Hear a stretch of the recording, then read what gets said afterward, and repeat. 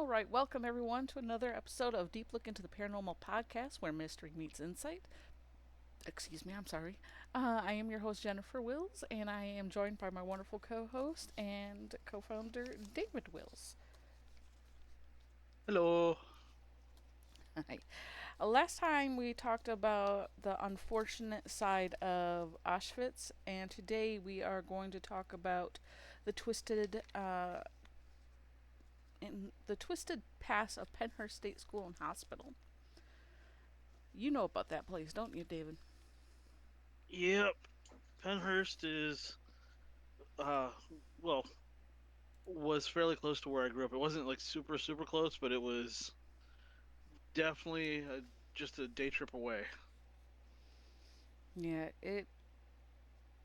I know that we go over many haunted places, and usually asylums are renowned for such tragedies, such occurrences, and each one may seem similar, but each one has a different story, right? And I'm more interested in more with everything we've been exploring. Mm-hmm. I'm some of the places we see. It's like they have it already etched into the stonework of basically where you're at being a place is going to attract negativeness. So I'm looking forward to the history of Pennhurst because you've done a lot more research into it than I have. Mm-hmm. I know some of the stories about it, but I want to see if this is one of those junction points where things tend to collect, or is it just a place where things happen to it? It could also be a combination. So Um, I'm definitely invested in this one. yes. The address of Pennhurst State School and Hospital is 1205 Commonwealth Drive, Spring City, Pennsylvania. It is a place people can go to even to this day to, see the museum they have set up as well as do paranormal investigations. All right, the construction of this property was done between 1903 to 1908. One second. Sorry, did not want to cough in your ear. It opened in 1908 on November 23rd with its first patient. It closed on 1987, December 9th, with its last patient. The original name, because it wasn't originally known as Pennhurst State School and Hospital, it was known originally as Eastern State Institution for the Feeble-Minded and Epileptic. Okay. It was renamed in the 1920s to Pennhurst to better reflect its role as both a school and a hospital. This change in name aligned with the views of the eugenics movement that peaked during the U.S. at this time. It ran for the number of years it was open for business was 79 years, a little longer, but between 79 and 80 years. It was featured on such TV shows as Destination Fear, Ghost Adventures, and Ghost Hunters, among many others.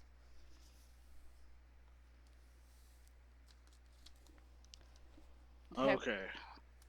Okay, what? Would you have anything you'd like Uh, to say? well, I've mentioned this before in the past. My mom came to the states as a nurse. Mm-hmm. It was a nurse for um, the Shriners hospitals. Mm-hmm. Shriners hospitals specialized in children. These are children who, at that time, were born with special needs or defects. Um, Yes. At that time, I hate to say this. At that time I really do hate to say this, but a lot of it was called Mongolism. and my mom knew of Pennhurst Mm-hmm. because she's had friends and uh, well, she's had children have to go there. Yes. So And your mom knows the some inner working. Your mom knew the inner workings of such hospitals. yes, she did. So it's Some of it was awful. Other times it was trying to make the best of a bad situation. Yes. So, With what knowledge and facilities and equipment they had at the time. hmm A- and eugenics is just one of those kind of not so much a buzzword, but it's a trigger word for me. It is 'Cause, honestly a horrible word. I mean, I agree with you completely. It. Oop. Sorry, I hit the button. Um, it is like, even though they called it Mongolism then, they don't call it that now by any means, which I'm glad they've changed a lot of things. But eugenics, one of the key things that they did with eugenics is they, to help prevent additional um, possibilities of, you know, others coming down with or being born with defects of such natures, they would castrate the males or um,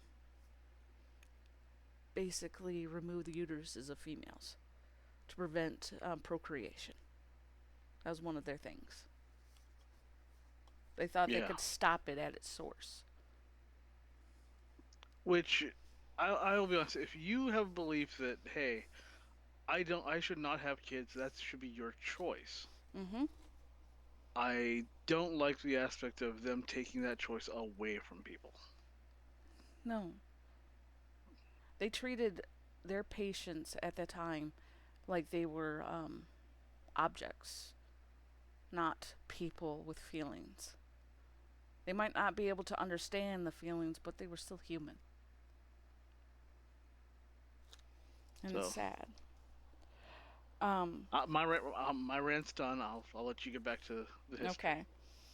The property was located on approximately 1,400 acres. Um, Both the Eastern State Institution for Feeble-Minded and Epileptic and a Pennsylvania Legislature Commission was organized to take into consideration the number of and status of the feeble-minded and epileptic persons in the state to determine a placement for care for these residents. See, here they make it seem like they're, with air quotations, residents. Like they're people. Behind closed doors, they didn't treat them such. During the research, they discovered the following: 1,146 feeble minded persons in insane hospitals, 2,627 in almshouses and country care hospitals, reformatories, and prisons who were in immediate need of specialized care. The legislation stated that the buildings would be in two groups: one for educational and industrial department, and a second for the custodial or asylum department.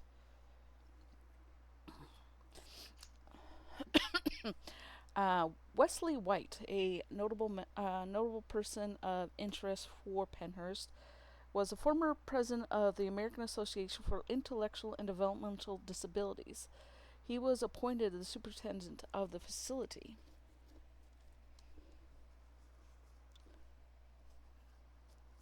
So, if you're being appointed to a position of power within something that's meant to help people or reform people, you should want to be there because you want to help, not because you're collecting a paycheck. You know? Right, dear? No, I agree Because with if you. the goal wanting to be to help. I also know that at the time there was a lot of people who didn't even want to be associated No, they. with places like this at all. Yeah, Yeah, because they're like. They thought it was contagious. yeah.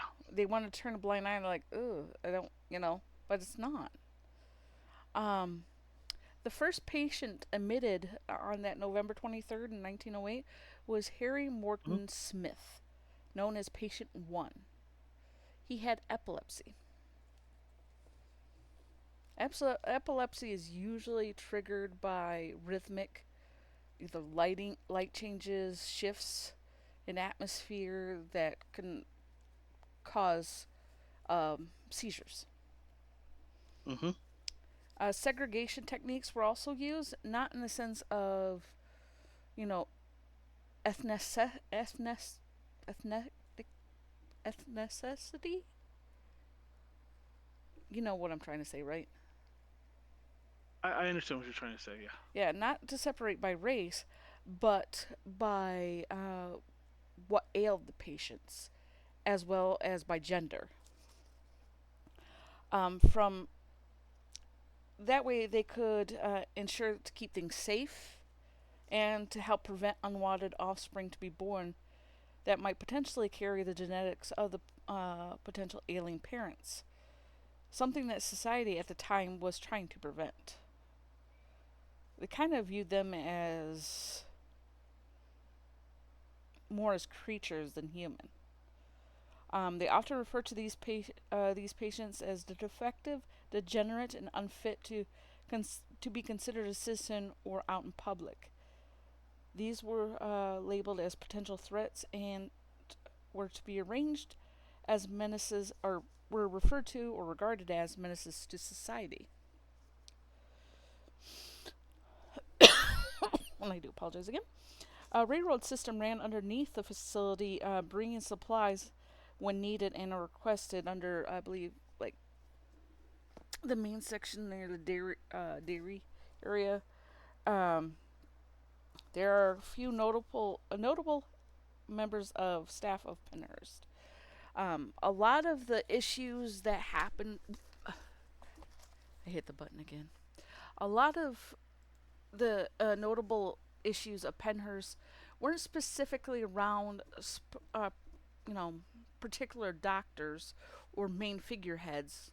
There are some. Don't get me wrong. There are some, but it was around the orderlies, the nurses, the attendants that often did the brutal acts of heinous behavior. But some of the notable staff of Pennhurst was Dr. Charles Harrison Fraser from 1898 to 1936, which was his year of death. Though he did not work personally at Pennhurst, he did have an influential tie to it. He helped in the founding of Pennhurst and was fully involved in eugenics and emphasized the need to separate feeble-minded individuals from society. So they used a Okay. lot of his techniques there, his reasonings, to help form and shape the way it was run. Here is a doctor that actually worked there that had a real nasty habit of mistreatment, misconduct, and was altogether an evil man. His name was Dr. Jesse G. Fear. That's Did, Fear. did you switch the picture? No, Oh, okay. I didn't know who you. I was looking to see a picture of Mr. Fear. I do have a picture of Mr. Fear when we take our photo Okay. trail. But if you'd Okay. like, we can go to the next picture. That's fine. Here's an aerial shot of um, what Pennhurst looked like in the prime. Its prime. Mm-hmm.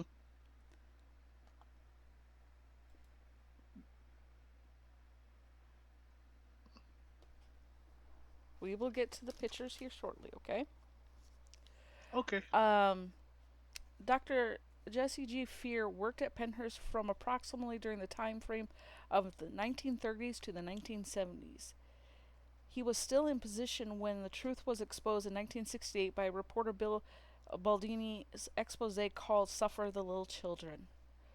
Dr. Fear's practice of downgrading patients with issues will place them in wards with much more profoundly challenged individuals as punishment for to offend their dignity. So he would put people in with, like, if he got upset with them, he put them in with someone who was a lot more uncontrolled, just as a punishment. So his behavior is more as a more of being a warden than actual. doctor. Yeah. He liked to and enjoyed using injections painfully to intimidate patients, but wouldn't really. But whenever he did it in such a way that it would not have any lasting proof of him doing it. So left minimal bruising. What year was this again? Between 1930s to 1970s. That sounds about right for the 30s and 70s. Um, he let's see here. Dr. Fear was known to be callous and cruel towards patients, and for his actions and cruelty, he only received a 30-day unpaid suspension for his misconduct. He never received any jail time. Not at all. Not 1 year, not anything. He never saw any time behind bars. They went mainly after the school more than him. All other info on Dr. Fear was lost to time. There was no records. They did absolute everything they could to cover it up. He was also Mm. the inspiration for American Horror Stories character Dr. Arthur Arden. I've not seen that series. Neither have I, but I've heard that it's actually a decent series, but it's really creepy and twisted. They often use like a mannequin or somebody dressed up as Dr. Fear for whenever they do the Halloween events or haunted houses at Pennhurst. Hmm. Yeah, it's pretty bad. Residents often were assigned to mattress making, shoemaking and repair, grading, farming, laundry, domestic duties, sewing, baking, butchering, painting, and working in the on site store. 900 applications for admissions were on file, with new ones in a rate of roughly 250 a year since it opened. Pennhurst has a long history of being overly crowded, severely understaffed, dirty, and violent. And as you can see just from this picture alone, look at how close they have these beds. And not just that, but they look more like cribs for adults.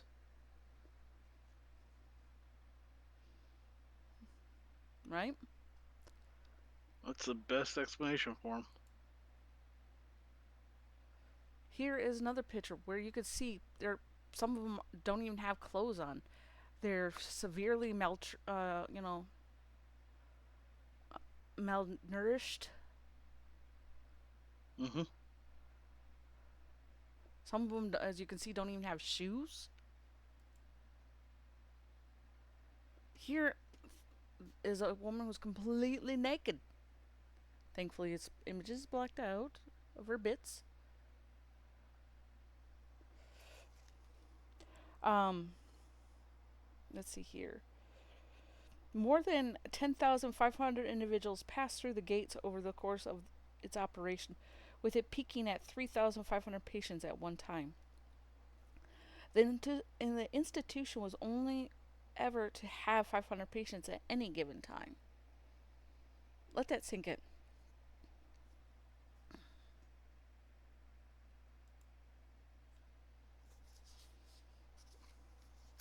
There's your picture of Dr. Fear. I wasn't expecting it to be in color. I don't Yep. know why I didn't. Yeah. Um, Patients were often mistreated, abused physically and mentally, and denied constitutional rights. Not all the staff committed such heinous acts, but I mean, they would sometimes, some of the orderlies or attendants would actually remove teeth without anesthesia as punishment. Or did, beat them, or and stood by and watched as other, you know, patients had beat them or sexually pleasured themselves. Uh, Patients were often left in horrid, unsanitary conditions, half clothed and completely naked. Even children were left to lie in their own filth.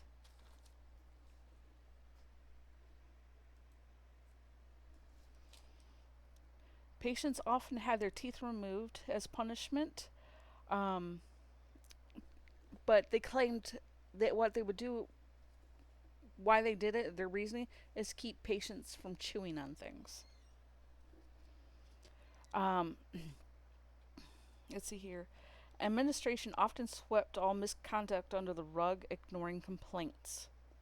9 employees were indicted on charges of sorry, I do apologize, on charges of arranging from slapping, beating patients to arranging patients to assault each other.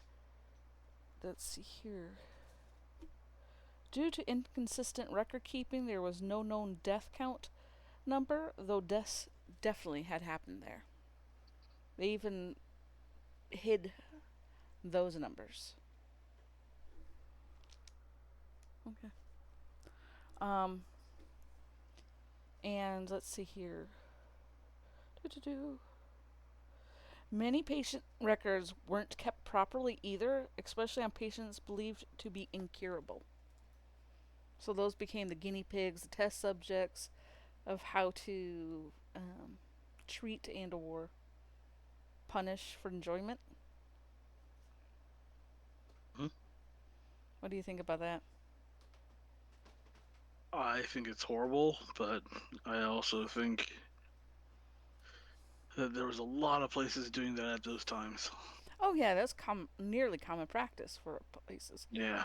But this institution was a little bit more notable about not keeping records where other places did keep records. They just fudged it a lot. With a brutally honest 5-part segment by Bill Baldini exposing the harsh conditions and the discovery of unexplainable abuse, Miss Halderman underwent that incited the famous court proceedings in Halderman versus Pennhurst State School and Hospital, which was the case that helped shut its doors down for for good. Her name was actually Terry Lee Halderman. The case also helped reiterate that individuals with developmental disabilities and/or disabilities had constitutional rights. They also had rights to appropriate rehabilitation, freedom from harm, and placement in at least restrictive, in the least restrictive environment necessary. The case also was crucial in the advancement of disability rights movement by establishing the legal foundation for deinstitutionalization and nationwide efforts to create and fund community based services to help those kind of individuals out.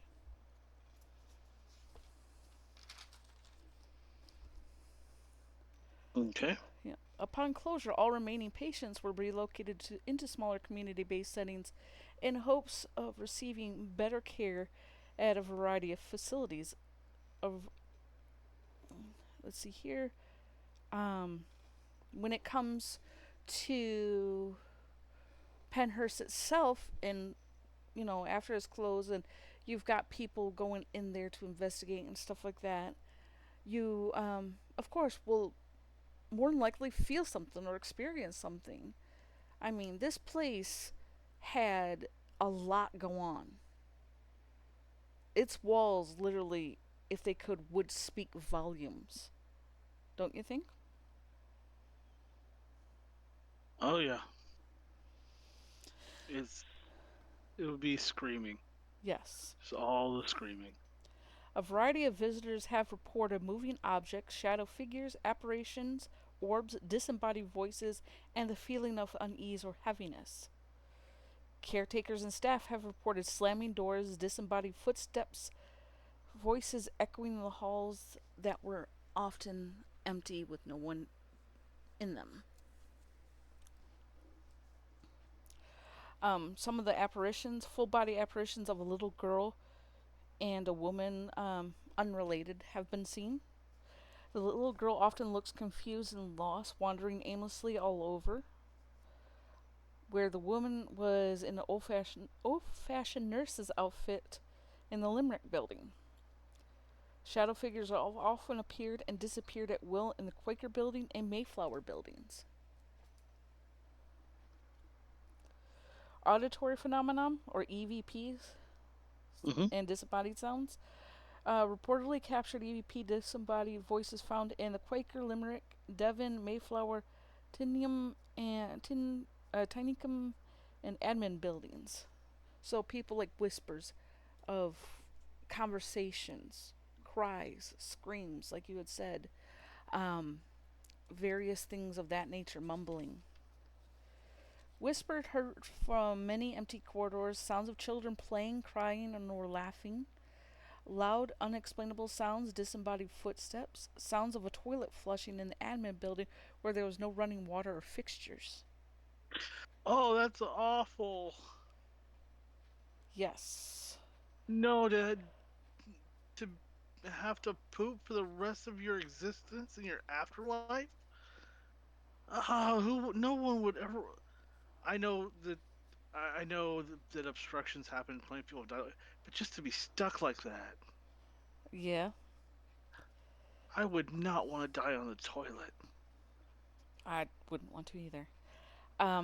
The Mayflower building itself has a music box that is heard playing when there is none.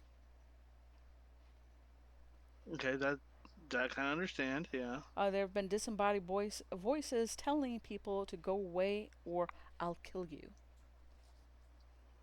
that's very common in these type of places. It's just Mm-hmm. Yes. because there's with the mentally challenged, they tend to speak in very the ones I've have experience with. They say extremes, and they don't understand what the actual context of it is. It's just if I say this, I get what I want.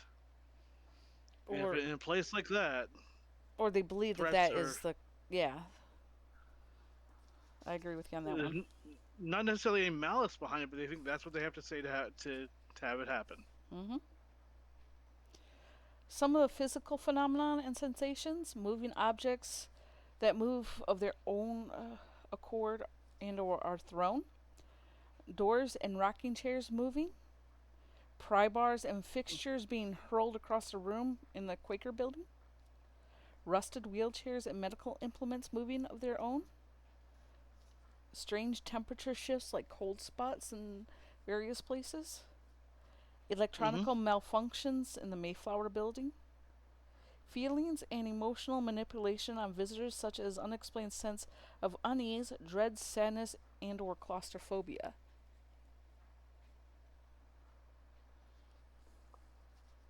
Okay. Yeah. I understand the claustrophobia. Mhm. I understand the dread or the unease. Those are the the technology interferences. Are those just like batteries dying, or is that actual like static appearing on screens, stuff turning Like off? stuff turning off, malfunctioning, um, energy being drained from the batteries when they're, especially when they're trying to do readings when there's no electricity or source of electricity. Okay. Yeah.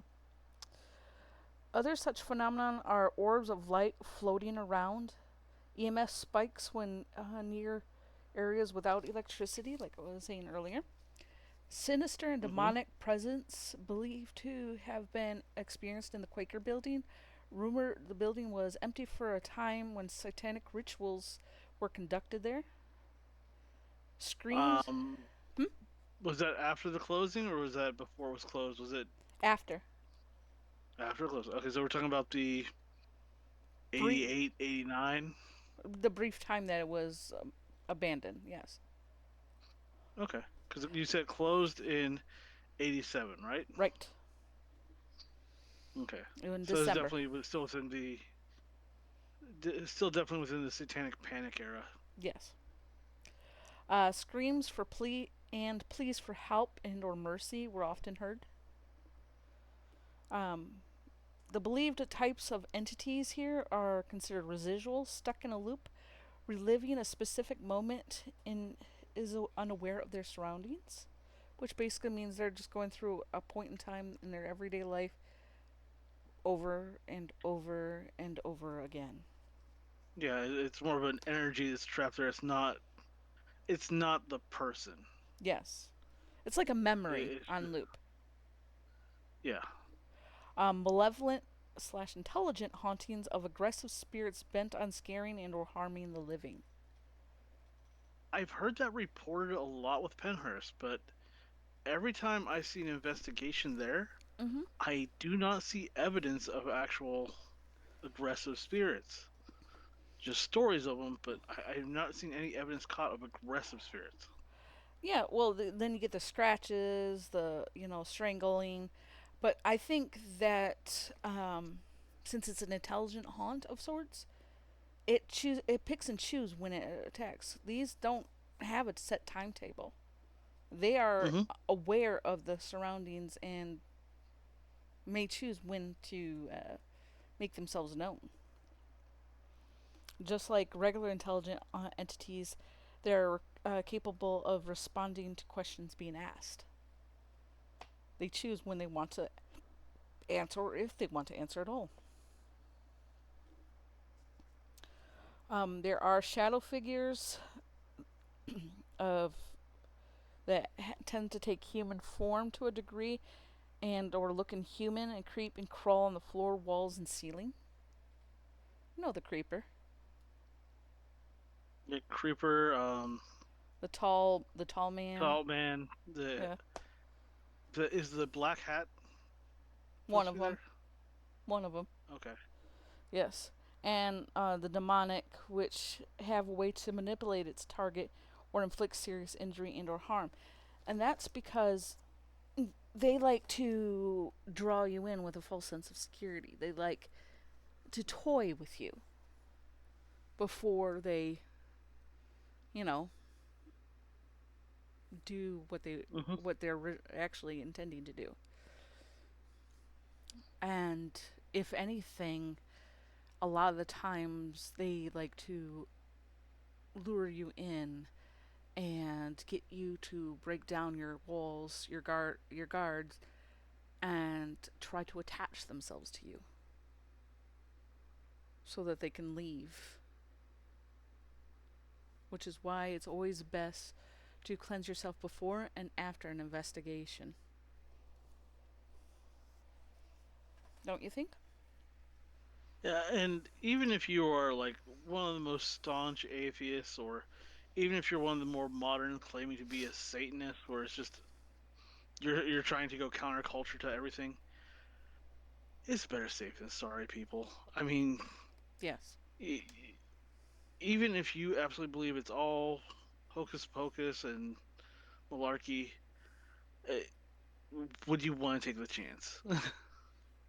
And the thing is, the paranormal is very much real.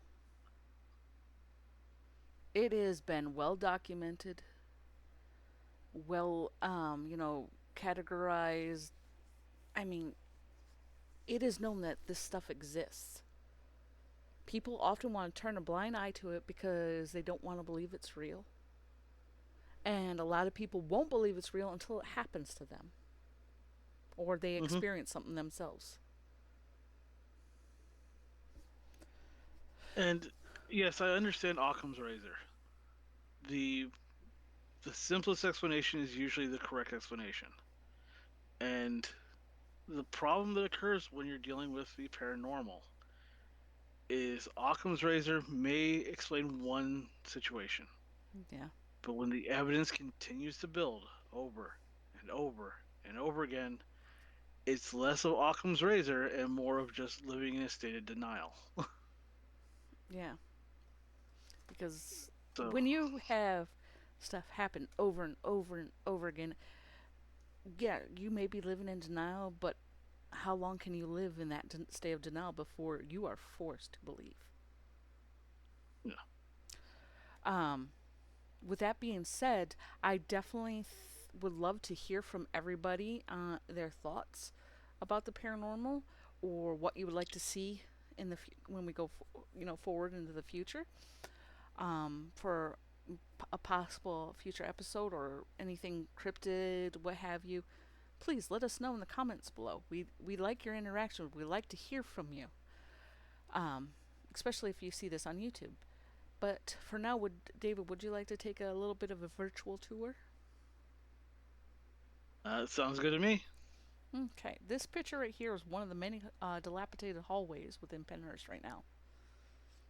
You can see that with time, weather, even nature is starting to take over. Things, paint starting to peel, plaster's cracking. There's a lot of water damage and rot. There are several Yeah, parts of this the place that are highly unsafe to go in. yeah people talk a lot about areas that take a lot of damage quickly. Pennsylvania, you got weather extremes, Yes, and yes, the sun can be damaging. Uh, Hurricanes can be damaging, but dear goodness, is snow one of the most damaging things that I've ever seen happen to buildings. yes. Snow will rip apart roofs. They'll Especially when flood a areas. blizzard, yep, and when they start melting, or Hmm. blizzards, yep. It will shatter rock given the chance. Especially if It's it piles up on rooftops. hmm yeah. Because let's just be honest, 87 is not that long ago No, in comparative for building. Yes, yes, I know all the millennials out there, but 87, that was in the 1900s. No, there's buildings that were built far long, before that are in, still in great condition. yeah. But you leave somewhere unattended and And it's a this place that'll is, snow. and this is what tends to happen. Yeah. Um, just a little bit of damage to a roof and it expands that damage substantially. Water is destructive. Yeah, standing And water. Yep. ice has the power to just push apart. Like I said, it has the ability to push apart stone. So, And like this just sitting there repeatedly after rain, snowfalls, and stuff like that. Sure, it eventually evaporates, but when it happens over and over again, that's when the damage really starts kicking in and happening and rotting, and it it weathers stuff away a lot, as you can see hmm here. And with it nowhere to drain, but evaporation, that's when it tends to cause things to start to sag and crack. Here is where they did a lot of dentistry work.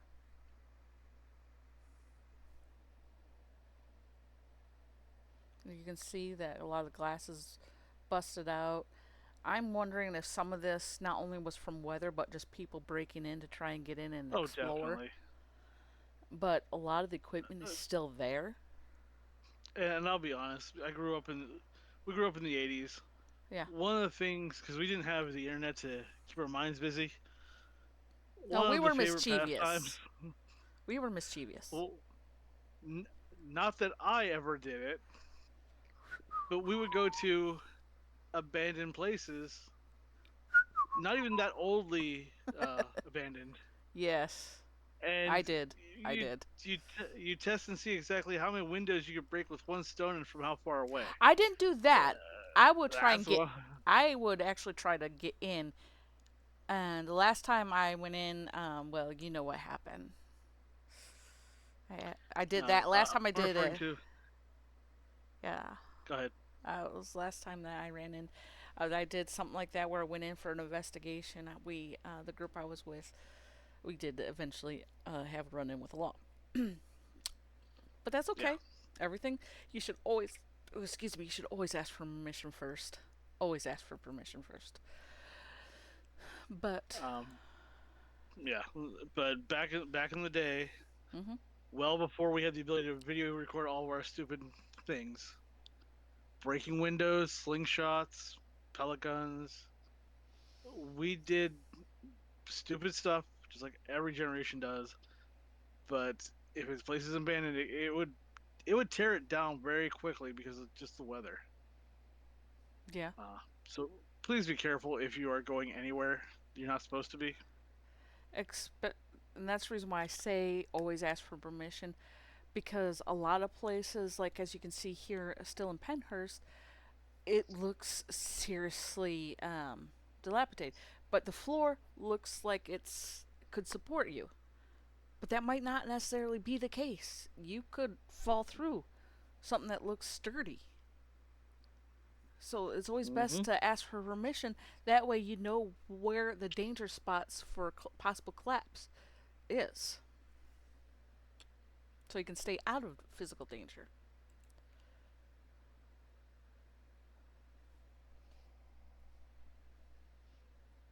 These are some of the wheelchairs. There is a baby's crib right there. And another good reason why you want to be careful with where you go and how you go about it, you always want to wear like a respirator, because you never know when you're going to encounter things like black mold, which can be very toxic.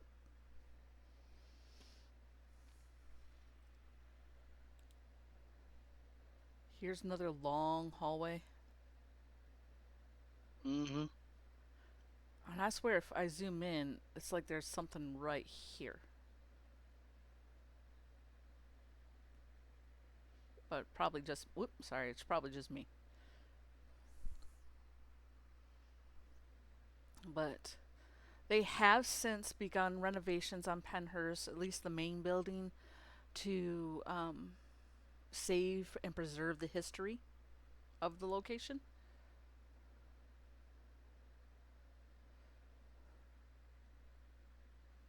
There is an underground tunnel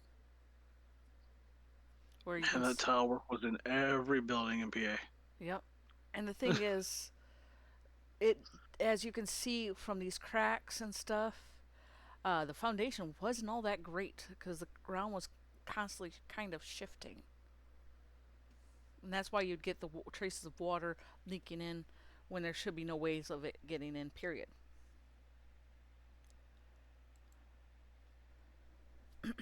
Here is another location. And this one they actually did clean up a bit. They just need to complete repairs on it. It's just you can see all this stuff and it just makes you wonder, you know, because you talk about overcrowding when this place was only supposed to have 500 people in it, and you can imagine rooms like this that seem ginormous, how crowded it had to have been. How many people would have had to have been in something like that? What do you think, dear? It the sheer number of people that were there is hard to imagine. It It's is. hard to wrap your head around. Especially when you see how open it is. You know it happened. It's hard Mm-hmm. to kind of process. Here's where some of the surgeries were done, experimentations, um, other various forms of gruesome. Exams. Mm-hmm. This is another area that they got cleaned up.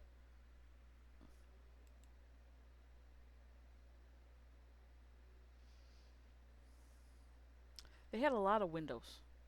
A lot of windows.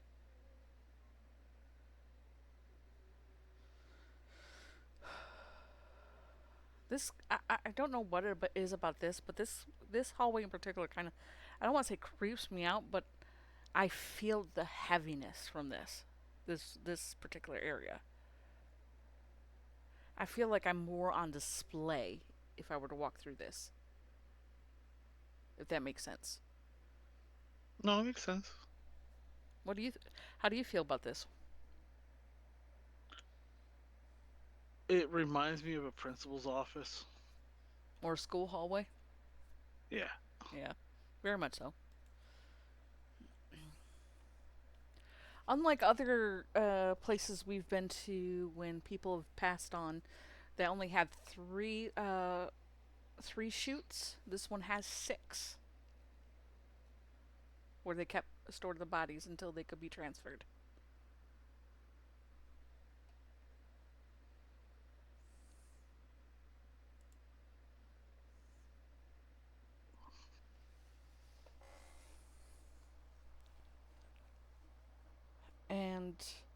This is what greeted you when you often drove up the main driveway to Pennhurst.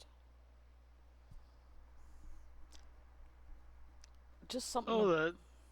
that that wagon. Yeah, the station wagon.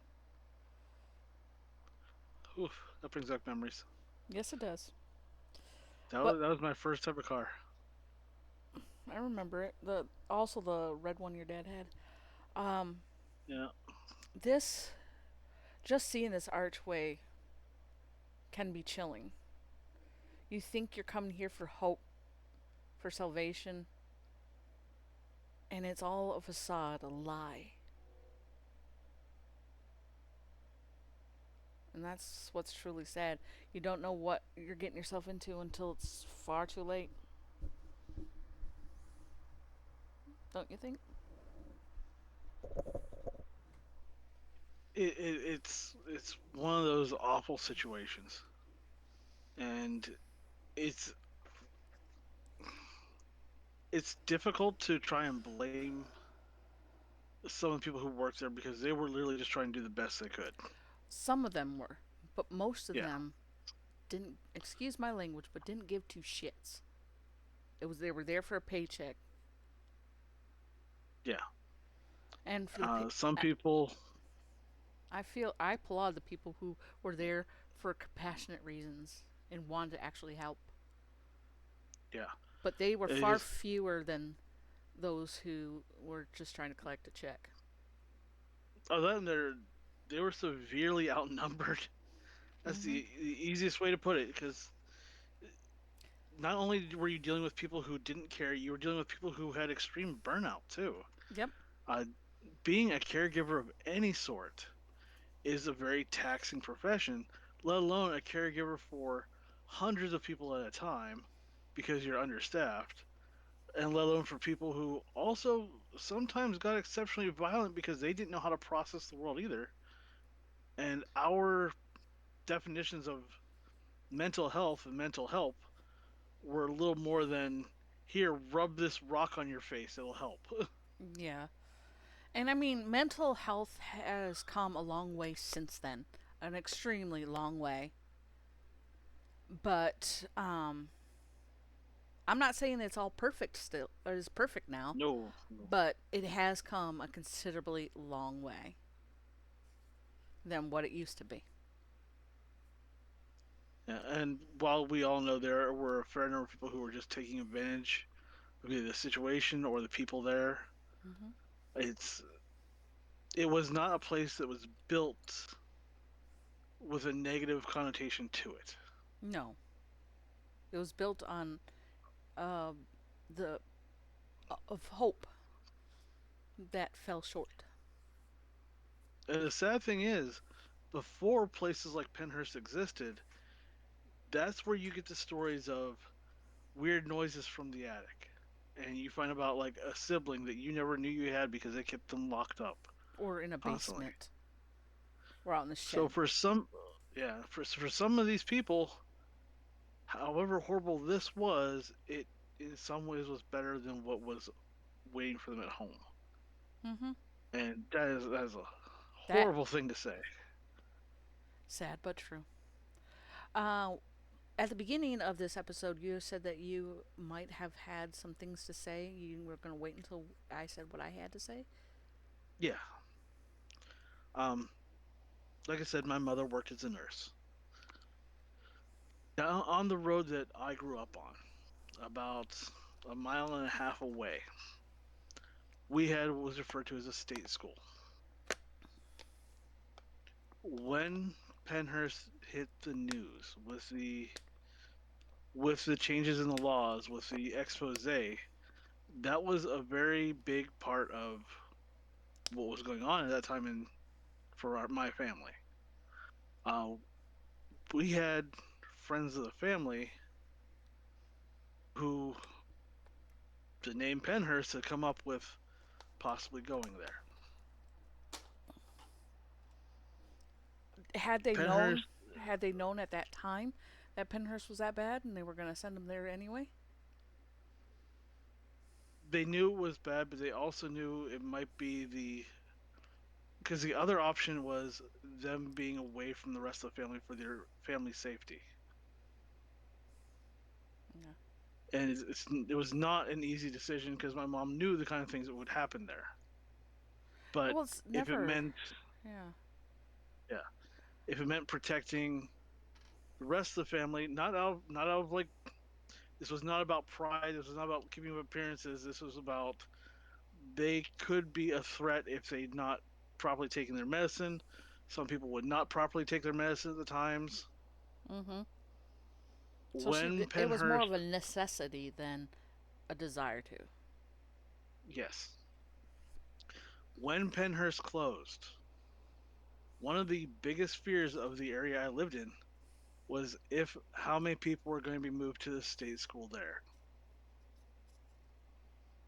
They were also worried about overpopulation and overcrowding, and this was at the time it was a close to being a state of the art facility.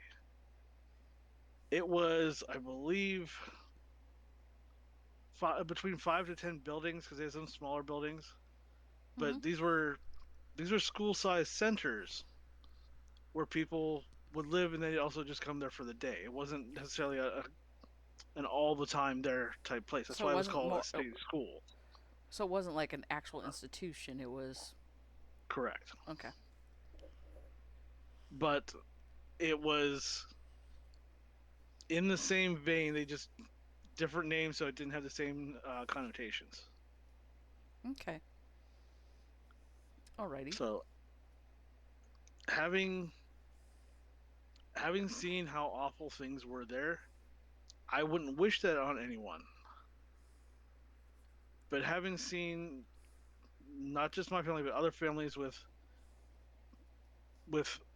members of their family suffering from extreme mental conditions that were not being properly assessed, not being handled at the time, And I kind of understood why. yeah. And I'm not trying to justify the awful things. well, it's not just that, Um, but a lot of the issues of mental health that we know today weren't really known back then either. Like, and that's go out ahead. of all the medicine, out of all the medical advancements we've had over the past 200 years, mental health has had the least amount of understanding, research, and For effort. actual progress. Yeah. It's come a long way. It has. Hmm. People are now seeing that it is an actual real thing. But unfortunately, a lot of people had to suffer before they could see it. Yes. Right. And Go ahead. now for the hauntings of Pennhurst, anytime Pennhurst would come up on TV or as an investigation before YouTube, I put Yeah. that disclosure out there too. God, I feel old in this episode. Um, I would always pay specific attention to it because of how close it actually was, the connotations for the family, and some of the stories my mom would tell. Um, and while there is a lot of negativity there, Mm-hmm. every time I've seen any sort of investigation, it's less about the negativity. The people there or the things still there, the spirits still there. I never really see the negative things come out when investigating. No. But like I said, And the stories that I've heard from Pennhurst, it's more about the people still trying to do their job, either for the good or the bad. It's still them trying to keep going. It's less about things that are trying to, because other asylums, you hear the stories of the self harm. You hear the stories of the people who enjoyed harming others. yeah. And I hate to say this way, even Dr. Fear with his eugenics wasn't about because he enjoyed it. It's because scientifically he thought it was the best way to proceed. No, but It, he did enjoy it. He enjoyed but it wasn't harming. not at the start. From what I've read stories wise on him, it was an actual interest first, not a where it ended. I can't say. I've heard horrible stories about the experiments that went on there, He the enjoyed procedures, punishing and he enjoyed torturing.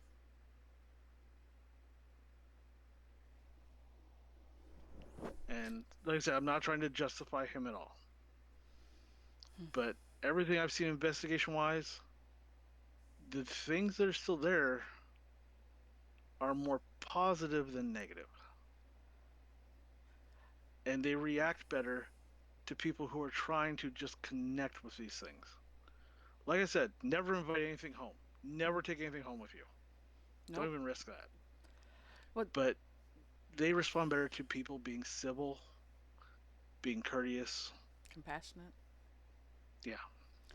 But the thing is, also, you have to understand is if you were to go here and do an investigation, or even just a visit, the the intelligent hauntings, so to speak, whether they be positive or negative, choose when they want to communicate. They don't have a No, set I agree timetable. completely. So you might experience one thing one time and nothing another time, or something altogether different yet a different time. hmm If you're wanting to go there to just get an experience, listen to the ones that are the more repetitive ones. The toilet flushing. Sorry to go back to that one, but stuff like that. If you just want to try and get some evidence, that's going to do best than trying to communicate with everything there. Never try and instigate these things. I Mm-mm. know that was a very common practice for about 10, 15 years ago. Don't do that. At this point, They will no clam one up. wants that. They will shut up. They will not talk. If anything, you will upset the ones who are more aggressive, and they might lash out more, and in not a very good way. Well, even that, and the fact that they had a very hard life. There's no These are reason not for people torturing who, them. There's no reason to yeah, torture them again. Yep, exactly. They don't need it. They've had enough of it. Let them have the peace that way. exactly. Do In you ha- fact, go ahead? two of the investigations I've seen about this were literally about people trying to help them find peace because that's what they wanted. It's not about some places you can feel the evil coming off of them. Pennhurst, it doesn't feel that way.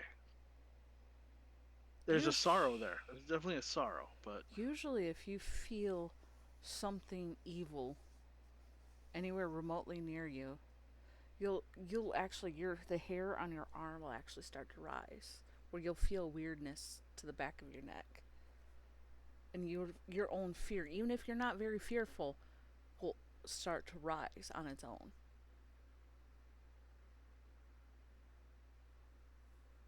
And that's not so much because you're afraid, that's your own subconscious self preservation trying to alert you that something's not right.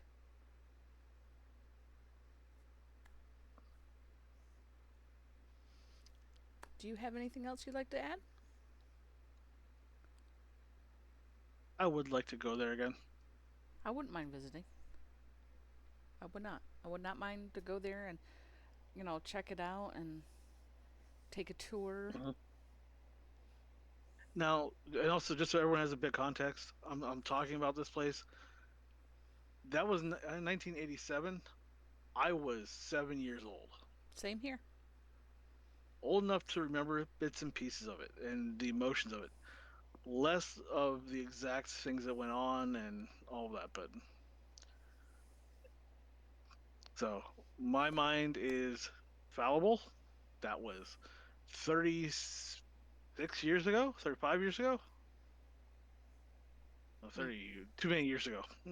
Many moons So ago. yeah, but this place always struck a chord because of how close it was. and 38 is when 38 years no, ago when it closed.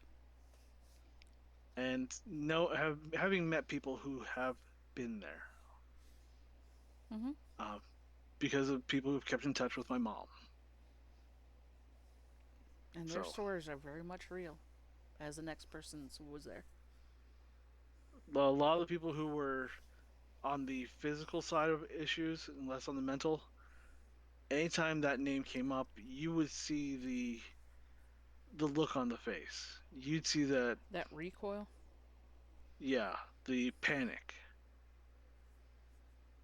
Yeah. Um, so I like I said, some people try to do their best. Some people are just nasty people. Pennhurst, it was more, every time I've talked about it or seen some, it was an awful place, but it wasn't people trying to be awful to each other. Not all the time. Yeah. But all right. With that being said, we will end it here. Hopefully, you enjoyed this episode of Deep Look into the Paranormal podcast, and will join us next time, where we will be talking about the infamous Jersey Devil, or the Leeds Point Devil, on the 16th of November. And if you have any Yay, questions, cryptid! huh? Yes, it's a cryptid this Yay, time. cryptid! A cryptid who Uh, I know so much about, actually. So yeah, I'm excited. it actually covers over New Jersey as well as Pennsylvania. Um, but we hope you will join us next time. And if you have any questions or would like to see anything for us to take a deep dive into, please let us know in the comments below if you're catching us on YouTube, or I will put our contact information in the description below as well. We do also have a Facebook group and a Discord server if you want to contact us more directly. So take care, be safe out there, everyone, and see you guys. Bye bye.